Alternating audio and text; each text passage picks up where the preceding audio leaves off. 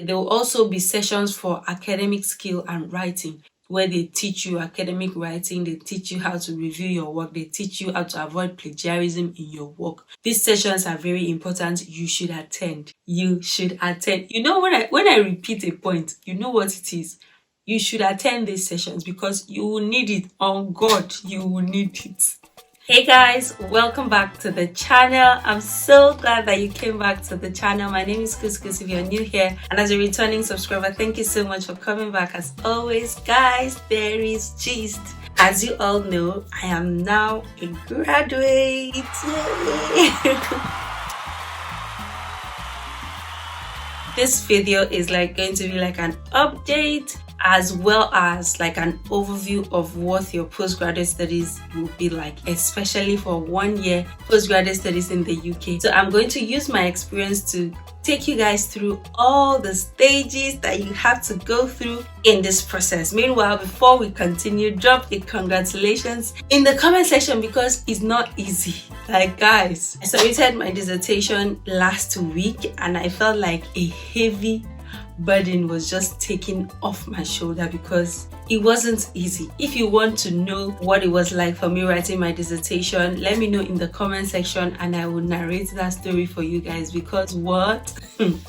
So like I said, this video is just going to be like an overview of the process from, getting into school, registering your modules, what you should look out for in the first, second, and third term, and everything like that. So if you're a graduate student in the UK, this video is very important for you because you're going to use my eyes to see into the future of what you should be expecting. Welcome back to the channel. If you're yet to subscribe to this channel, do well to click the subscription button. Remember to ring the notification bell so that you will not miss any of our videos. Follow me on Instagram at I am Couscous. Let's get right into the video.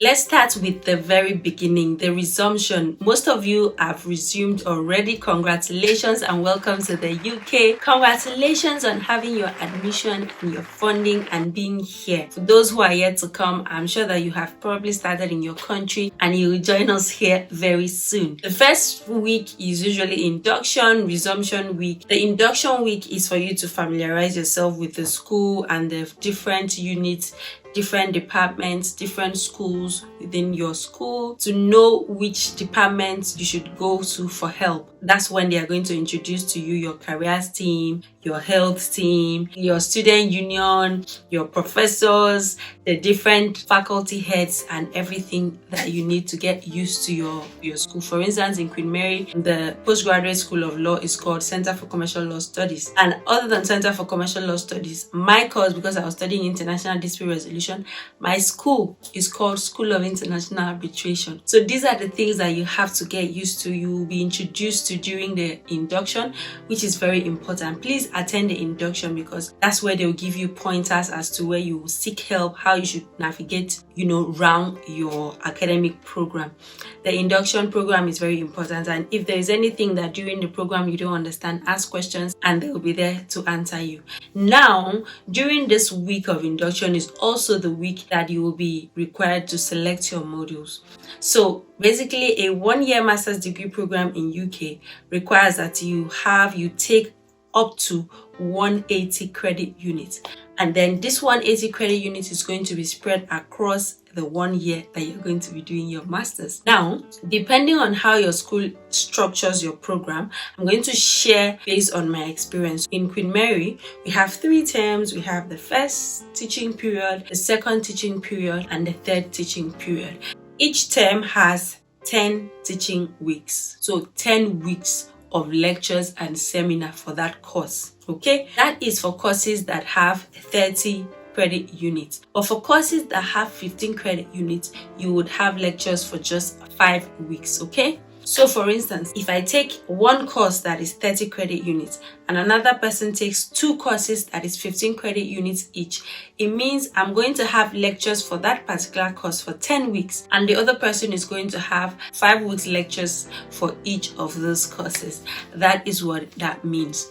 Now, when selecting your modules, you have to be cautious. The first semester, you have to apportion your courses so that you can spread your 180 units across the 3 terms. terms. For instance, in first semester, I chose courses accruing to 60 credit units.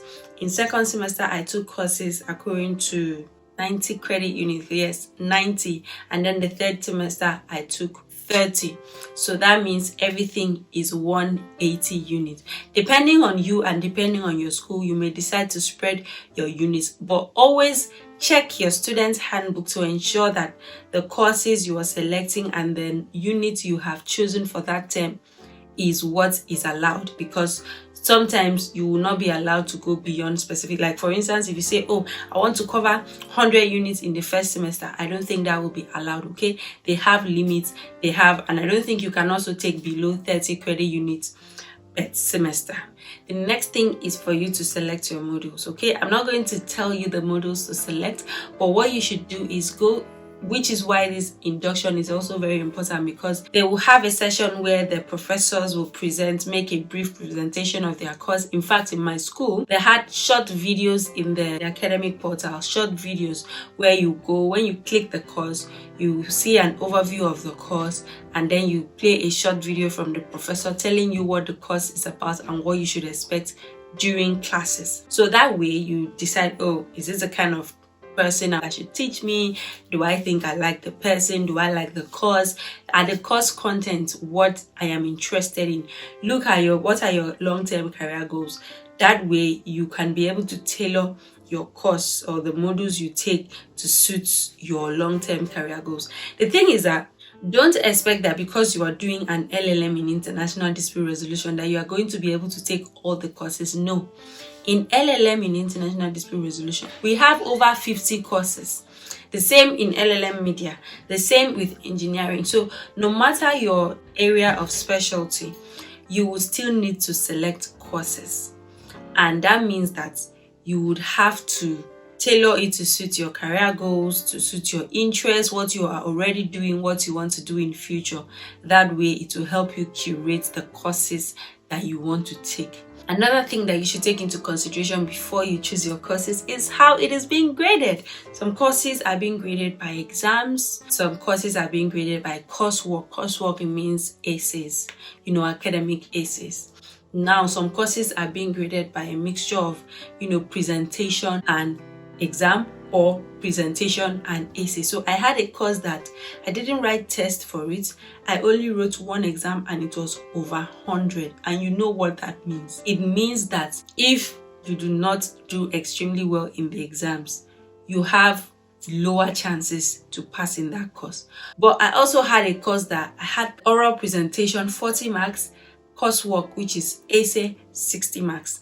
That way you can be able to hustle for marks here and there, and by the time you combine the two, you make progress. There are other courses that also it is essay only 100%. There are courses that my colleagues had to write mid-semester tests. Those courses are there. What you have to do is go to your student handbook, or in Queen Mary, go to your white book. The white book is where all the courses are listed, their credit unit, their mode of grading, and what is expected of you. Even the deadline for the assessment submission is there.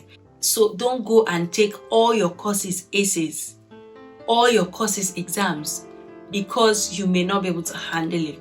Sometimes it is just good for you to just do exams and get it out of the way. Other times you do essay. I must say that for me, as a personal reason, I preferred to write exams, because exams, they did not impose that you have to do correct referencing for every point you get. But in essay, you have to do correct referencing, and that takes a lot of time.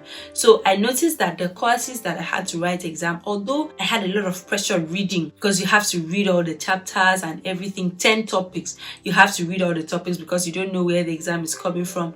I usually was better off in exams. I could write and write and write, and then I also got better scores than when I did an essay. When you do an essay, most times you are the one that will choose your topic. Other times they will give you the topic and then you will have to write. And you're basically writing about one thing. I don't know what it is, but I just noticed that my exam scores were better than my essay scores. Maybe because I don't really like academic writing that much. It might be different for you. I know some colleagues of mine who really preferred academic writing than exams. So for me, my exams were for 24 hours. They'll give you the question and you could answer it in a period of 24 hours and then you would submit. And then in my course too, I didn't have to answer all the questions in exam. So what happened was, I think we were given 6 questions and then you have to answer 4. But I had colleagues in finance had to write all the questions in the exam. So ask questions. How is this thing graded? What is the exams like? So that you will know the kind of courses you're getting yourself into. That will inform the kind of modules you should register. So moving on from modules, after selecting your modules, lectures begin. Like I said, the first semester for my school was 10 weeks. So if you took a 30-unit course, that means you're going to take that same course for 10 weeks. If you took a 15-unit course, that means you're going to take that course for 5 weeks. In that 10 weeks, we always had, after 5 weeks, you have 1 week study week. That's no lectures, or you just do a study. And then the next 5 weeks, you would have your lectures. And then after that 10 weeks, we usually have like 2 weeks to prepare for exams, 2 to 3 weeks to prepare for exams. For instance, in my first term, my lectures ended 9th of December and my exams was first week of January, so from that 9th till about 31st of December, we had holidays and everything. So January, after I think the exam started January 3rd up until the end of the month, and then we had 1 week break before semester 2 started. If you are doing a 1-year master's degree in UK, you are not going to have lots of holidays, guys. You're not going to have lots of breaks. I had 1 week break for each of my semesters. During my time, lectures held online, okay? I had a few times where I had to go into school for tutorials, but because of COVID, lectures held online in dedicated platforms. So we had a QM Plus where we use Blackboard, and then my lecturers also use Teams, other ones use Zoom, okay? But now what is going to be obtainable is called MME, that's the mixed mode education, where the people in London, the people in the school, you can come into the lecture hall, the lecturer will be in class, but they will also project it online so that people who are not in school can log on and enjoy the session. So it's like nobody is losing. You are in class, you enjoy. You are off class, you still log on to your class. So that's the kind of teaching that is going to be applicable in Queen Mary this year. It's called mixed mode education. So usually if you select a module that is 30 credit unit, it means you're likely going to have up to 3 hours of lectures for that course, okay? 3 hours of seminar and additional 1 hour of tutorial. That is what was obtained in Queen Mary.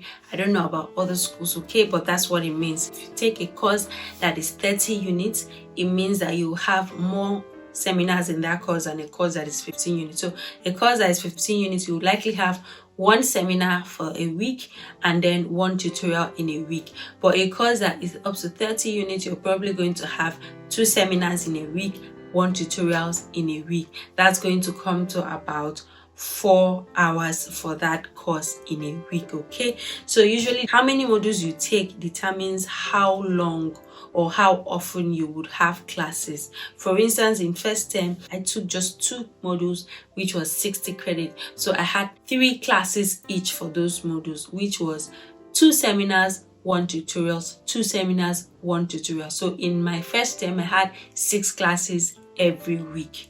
If you have 3 courses, it means it will be more, okay? It will be more classes.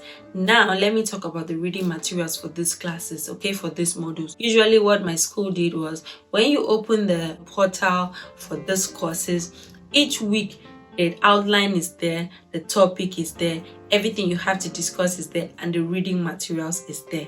Sometimes the PDF of these materials or these articles will be attached, and then all we need to do is just click and save and read. Other times you would have to go and look for these materials in specific databases to download. Okay, it wasn't a problem because for us, international arbitration, we have a dedicated portal which is Kluwer Law Arbitration, Kluwer Law International, and here in online, like that. See, your school is going to subscribe to almost all the databases in this world, so you would have access to them. It's not a problem. You would have access to your academic materials, and then if you think that, oh, I need a hard copy of this book, you can now buy with your money. So that's it. After the teaching period, which is like the first term, they are going to give you like 1 to 2 weeks to get ready for your exams. And then after the exams, you're also going to be given like, I think 1 month, usually in Queen Mary, 1 month before you see your results. But other schools, in fact, not just other schools, other faculties, they see their results earlier than law.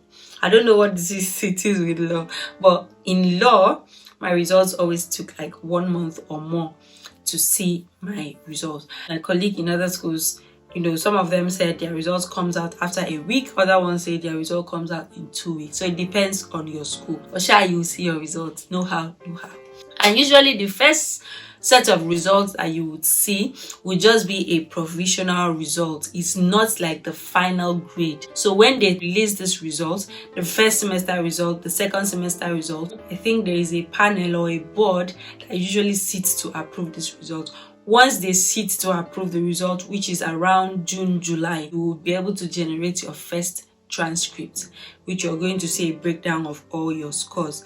That is, before the third term, where you would now submit your final dissertation or other courses that you took. So for now, I haven't seen my dissertation score, but I have seen the final grades for every other course that I took. I have seen the transcript of those grades. So once my dissertation outcome is ready, it will just synchronize and I can generate a full transcript. The next thing you should take into consideration for the first teaching period, which is between September and December or January, February, depending on when your course resumes, is that you would have to select your dissertation proposal.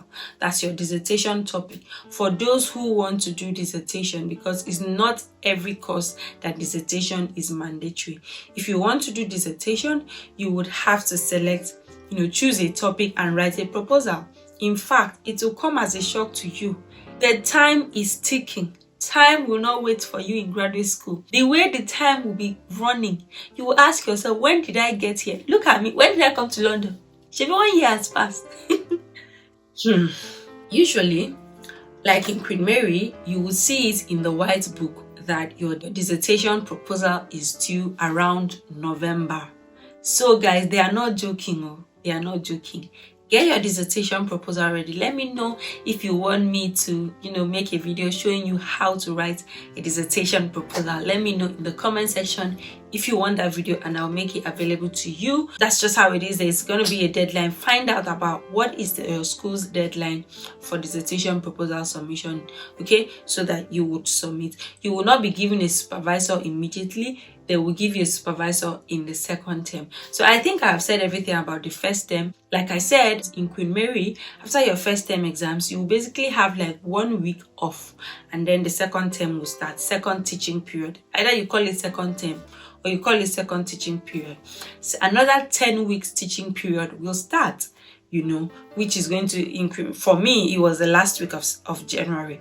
It went till the 31st of May. That's the second teaching period. So you will have 10 weeks of lectures again. If you took 30 credit units, you know that you're going to have 10 weeks of seminars or lectures for that course. If you took 15 units, you know that it's going to be 5 weeks each. And then you also have 1 or 2 weeks break, usually 2, even 2 to 3, because not all your exams might be in the same week, okay? So your exams, if you're lucky enough, your exams may be spaced and you may have to write your exams in the space of 2 to 3 weeks as well. And you should also note that lectures or your courses, you can have seminars, you can have presentations. Your lecturer can divide you guys into groups and ask you guys to make presentations, PowerPoint presentations, and then guest speakers can also be invited to talk about their areas of specialty in your field. There will also be webinars, networking events in your course where they will invite professionals for you guys to interact with. Everything for us was online, but you guys would have the opportunity to go into schools and meet these people face to face. So basically, that is the overview of the first and second teaching period. My second teaching period ended 31st of May. I had exams and I had essays to write. Usually, even if you have exams, you will also have a deadline for your essay, and then you have to turn it in during that period. When everybody has submitted, the following semester will begin. So that is it for first and second semester. My third semester started in June, 1 week after my exams in May. I didn't take any more courses except dissertation. So I had just 30 credit units in my third semester, which is why I was able to apply and do like part-time jobs. Let me know if you want to know how to apply for jobs, part-time roles. Let me know if you want me to put you through that, and I'll definitely do that for you guys. All I did in the third teaching period, that was another 10 weeks, okay? For those who had classes, they also had seminars. I didn't have any class, it was just my dissertation. Before your third term, they're going to give you a dissertation supervisor, and he'll ask you to make sure that you reach out to your supervisor and have your first meeting in that second term. So I did that. I had my first meeting with my supervisor in the second term, and she asked me what to do and get ready for our second meeting, which is going to be in the third semester. Third semester, all I did was just dissertation, and then I had a part-time job which I was using to distract myself, because sometimes you can just be so bored, so tired, reading, especially because you're reading soft copies always on your computer. In fact, I don't think anything changed, because even my work was a computer work. The work I was doing was remote. I was always on my laptop. So nothing really changed, to be honest. What is now going to happen in the third term is that you will have to write your dissertation, and your supervisor will be the ones to guide you. Ask your supervisor all the questions you have. At the end of it, you also have a dissertation deadline where you would submit. That's going to basically be the overview of your program. In between, the student union is going to be organizing events in school, meetup programs, meetup networking events. Your faculty, your school will also be organizing events in between. Take advantage of all of this. The career service will also be organizing a lot of webinars. Take advantage of that. There will also be sessions for academic skill and writing. Academic writing, where they teach you academic writing, they teach you how to review your work, they teach you how to avoid plagiarism in your work. These sessions are very important. You should attend. You should attend. When I repeat a point, you know what it is. You should attend these sessions, because you will need it. On God, you will need it. Let me also know if you want to see videos on academic writing, because it took me a while to have a hang of it, okay? Let me know if you want a video about academic writing. So guys, I have given you the overview of your program, your postgraduate program, as long as it is 1 year. A 1-year master's degree program in UK is choked up. If you're not careful, you're going to go so deep and you would just sometimes fall into depression. A lot of people went through different phases. I was there. I saw Shege. Hi guys, especially during dissertation, I had never struggled like that in my entire life. I'm going to make another video, a separate video, talking about the struggles, about dissertation and other struggles that we had to go through in this 1-year program. But this video is just to let you guys know that welcome to the UK. Welcome, congratulations for starting your master's degree program. Let me know if you have any questions. I'm always here to help, okay? DM me on Instagram if you're going through stuff. Know that you're not alone. You have colleagues, you have your lecturers, you have your professors to help you. Don't think you know everything or you don't know everything. And don't think that any question is stupid. No question is stupid. Lecturers here are very patient. They will answer you. And then even if you do not want to ask the question in class, if you think, oh, I'm not bold enough to ask question in class, send an email to those lecturers, to those professors, and they'll be very happy to help you out to answer. What I did was, I can ask question. If I'm in class and I'm confused, I'll ask the lecturer. But if outside class I am so confused, I ask my colleagues. No shame. You cannot shame the shameless. You cannot shame me. What would your shame do to you? You came to school to learn, and then they are teaching, other people are grasping, you are not. You think that your money is not important. Ask questions. Ask questions. I'm telling you now, make sure you make use of that your money. That your plenty money that you paid, make use of it. In fact, what I did, I made sure that I utilized all the resources. I wouldn't say all, but I utilized a great deal of the resources that my university offered. And we are here now. We are here. Congratulations. I had to bring this video to a close here. I'm going to be making other videos. If you guys want, of course, if you want a video on academic writing, dissertation proposal writing, let me know. If you want a video on any other thing about your master's degree program, let me know in the comment section. Do well to like, share this video if it is of help. Let me know if this video is helpful. Remember to follow me on Instagram as well at I am Couscous. Subscribe, okay? Subscribe. Share this channel to others and ring the notification bell so that whenever I post, you will be aware, okay? I'll catch you guys in my next video. Bye-bye.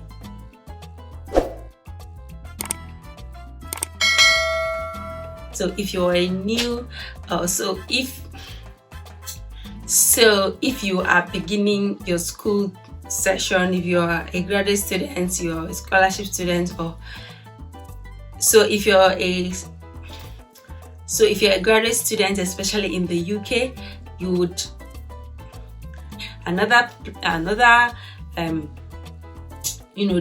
people who are a library